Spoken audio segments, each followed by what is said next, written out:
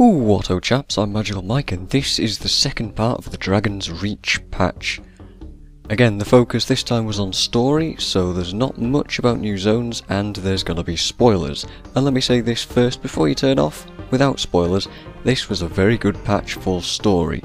Really very well done and I was very impressed. So let's move on to spoilers and stuff. And let's go through things in order, shall we? So, first up, we get called in to help Casimir out in Divinity's Reach with a problematic rumour being spread about the Queen being involved with Scarlet. Stuff like this has cropped up in the human personal story before, political intrigue and all that kind of stuff, so this isn't a new theme, and it's nice to see that the politics come back into the focus a little bit. If there's one criticism I do have, I'd have to wonder exactly why it is that we got this kind of an instance in this patch. It was completely non-combat, and all you had to do was talk to the right people in the right way. It was 100% dialogue. Now don't get me wrong, I quite enjoyed it, but it felt a little out of place in the context of everything. You could also say that the dialogue instances like this one aren't generally really a strong point either, but I was pretty happy with how this was handled gameplay wise, and you could ask for more options and more consequences and stuff like that, but I feel like that's less important in an MMO than it is, or than it would be in a single player RPG. So I feel like what we got was actually quite well done. Overall I enjoyed the themes, the atmosphere, the dialogue itself, and the interactions between many of the characters. Countess Anise is particularly interesting in this one, and I can't quite tell if she's manipulating Casimir, or if she's just really forward with her. And the ambient dialogue really was the thing that made this and held this instance together really well. I kept catching parts of conversations with Kanak and Anise, and I felt like the more he said, the more I became interested with his character. It was really good. And the random NPCs also had plenty to say when I was passing them by, and it was nice to spot Lord Farron in the party as well. Cool stuff. So I liked the first instance, but I didn't really enjoy the achievements for it. The ideas were decent enough, but I didn't like having to go through so many iterations of dialogue options to get the right ones. Yeah, I wasn't very good at that. The next instance with Timey is also quite strong. Her character develops a little and the focus shifts back to combat for the most part. They could easily have made us do some seriously menial tasks with shooting the waypoints too many times, but they kept it at a good number. 3 shots per waypoint and 3 points in total, so 9 button presses. That's a thumbs up from me. I felt like that was exactly the right amount to get the point across. You can also hit them in melee for an achievement and for a little chuckle at the dialogue. That's a nice touch. But the main thing in this instance to talk about is definitely the boss. The first time you fight it, you'll likely see a lot of its many attacks. You have to stay close to avoid one, you have to dodge out to avoid the AoE, there's the constant linear attack that it does, that chain, and there's the pulse at the end when it goes invulnerable.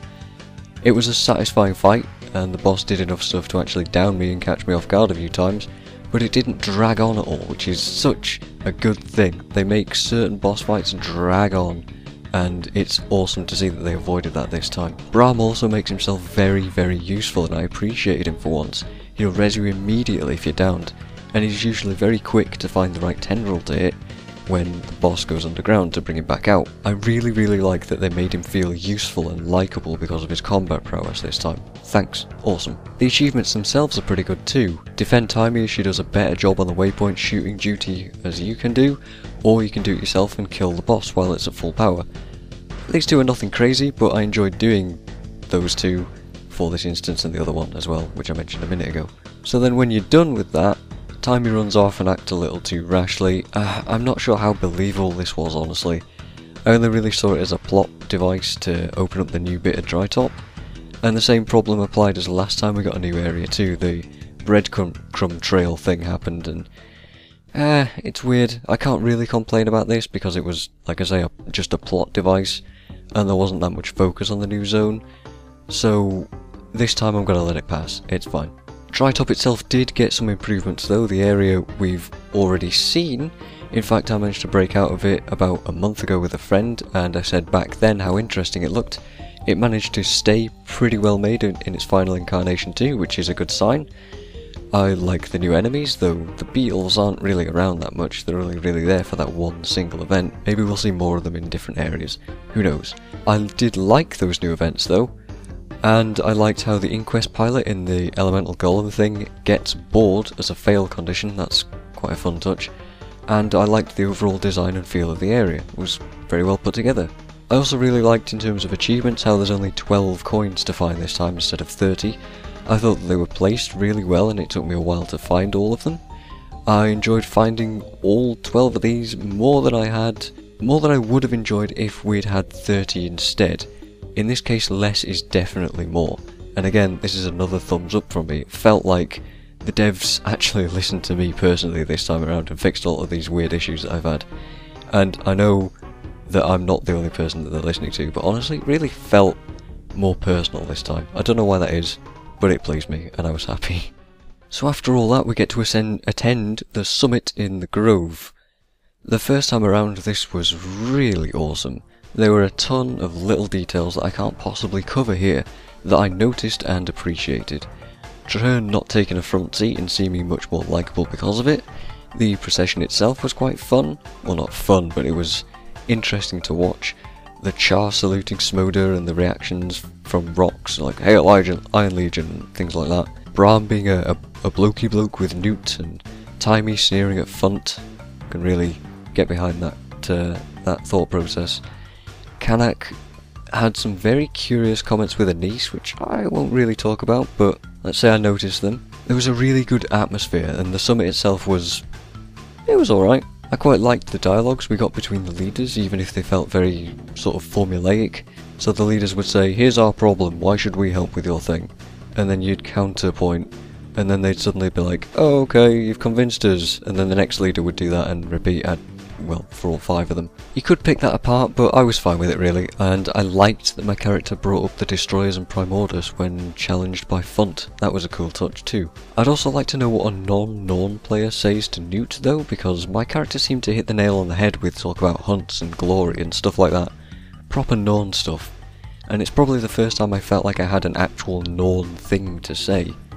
That was cool. So after all that, of course, came the attack, which we all knew was going to happen from the trailer, which, by the way, that trailer was really kind of lame last time. I didn't mention it before, but some people really do milk those trailers for videos, and I don't know, man. There was nothing to react to, but somehow people manage it. So of course we were prepared for the attack, we knew it was going to happen, and when it did, I loved how the Char were instantly prepared to respond. Really, really good. How the team was all coordinated and how every leader reacted. There's just fine details in there to notice, and it was really, really, really cool. Also afterwards, how Smoder and his Char were the only ones to volunteer to stick around and help the injured. I mean, I really just love the Char attitude when they actually get to stand out in situations like this. Properly good. One detail I noticed that was lacking though was when Timey said that they were also being attacked below too. Because you can actually take a look down there and see what's going on, but you can't see the NPCs are actually doing anything, they're just stood around like normal. There's no mobs, they're not fighting anything. I can excuse that for mechanical reasons, like, oh well, it causes lag and you don't need to fight those things down there's no point having anything, and that's fine by me, because I wasn't really dealing with those enemies down there anyway, right? The boss itself was outstanding, and there were enough mechanics to make it a great fight, again. And the fact that they could have the thing actually move around the arena made it feel so much more satisfying to play. If you were to compare this thing with, say, the Shatterer, then there's absolutely no contest which is better. This thing has improved on the mechanics of stuff like that so much more.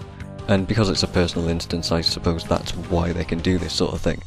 But, as Traherne says later on, you can also compare it with, say, Claw Island, when that was a personal instance. Compare those two fights, this thing is so much better than that thing in Claw Island. So much better. Awesome. It was also really cool to see it tying into the Sylvari tutorial instance, and I'm fairly sure I called this outcome to myself when I first saw the original Shadow of the Dragon, that it wasn't to do with Zaitan and it was kind of a hint towards other dragons too. I don't know though, I can't remember. Anyway, that's besides the point. The fight itself was really, really great. The many different angles of attack that the dragon had, the several stages you had to deal with, the extra enemies later on and the jumps you had to do to avoid the stomp, and all this stuff just added up to make this fight truly, truly stand out as a fantastic boss encounter. The achievements were pretty hard too. Avoiding the stomp was reasonably easy enough, but I got hit by random breath or claw attacks so many times. I got incredibly sick of having to restart the entire instance and having to watch the long procession And the long dialogue interactions as well. These were just not necessary to see over and over again. And yeah, you could call that a failure penalty, but maybe on repeat attempts you could have an option in the instance to just skip right to the boss fight, like a sort of a checkpoint system. I'd appreciate that sort of stuff. And I don't really mind having to retry this stuff because of failures, but that 5-minute wait where you're not doing anything apart from maybe clicking some dialogue steps was just boring. Just so boring. It didn't need to be there. I did like challenge mode though, and that's definitely the first time where I've had to party up to beat it, and it was fun. As a solo player, those root trap things were just no fun at all. But it encouraged teamwork, and I can appreciate that, and I teamed up with people and we beat it, and it was a lot of fun like that. And the final thing to mention at the end is the cutscene, the Pale Tree's vision. I'm not really sure what it could mean. I interpreted it as showing Jormag, Mordremoth and Krolka-Torrik, and how the balance of power has been shifted and Mordremoth's becoming a huge threat, and just stuff like that. I don't really know. I'm not very good at interpreting this kind of a thing. I take it really at face value, and because of that it was ambiguous enough to make me wonder, but also not just ridiculous and so cryptic that I just disregarded it instantly, like, say, the Eternal Alchemy one last time. And that's really about it. This was a really outstanding patch and a good midpoint for the season break. I'm hopeful that the next stuff will be as good as this one, and that the feature pack in between will bring some cool stuff to the table. So there you go, tell me what you guys thought of this patch and we'll chat about it in the comments as always. And thanks for watching, and I will see you guys next time.